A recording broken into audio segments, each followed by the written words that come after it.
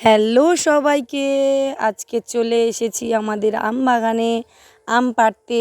আমি দেখো, আমার মেয়ে, আমার বরমশাই, দেখো গাছে কত আম হয়েছে। এই আম গাছটায় এবছর এই প্রথম আম হয়েছে। তো আমটা কেমন হবে ঠিক জানি না, সেই বুঝে চলে এলাম আমটা পাড়তে।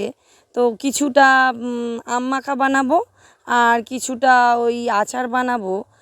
পিসিমণি ফোন করেছিল, ওনাকে পাঠাতে হবে কিছুটা আচার, যার জন্য চলে এলাম। এবার আমার আম পাড়তে একটু অসুবিধাই হচ্ছিল, গাছটা অনেক উঁচু তো, তাই সেচ কাকুও চলে এলো আমাদের সাথে। তো দেখো কত আম আমরা পেড়েছি। আমার মেয়ে তো ভীষণ খুশি, লাফালাফি করছে, আম পাড়া হচ্ছে, আম কুড়োচ্ছে। ওর বাবা বারণ করছে, তবুও শুনছে না, হাতে আটা লাগছে তাও আম কুড়াবে। এখানে অনেকগুলো গাছ রয়েছে, দেখো বন্ধুরা, এই গাছগুলোতে প্রত্যেকটাতে আম হয়েছে।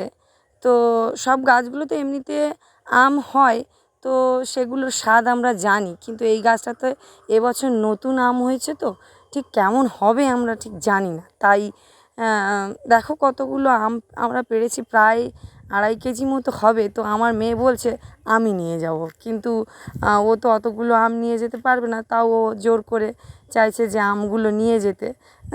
তারপরে কি হলো আর কি, নিয়ে যেতেই পারলো না, শেষ পর্যন্ত আমার হাতেই দিয়ে দিল।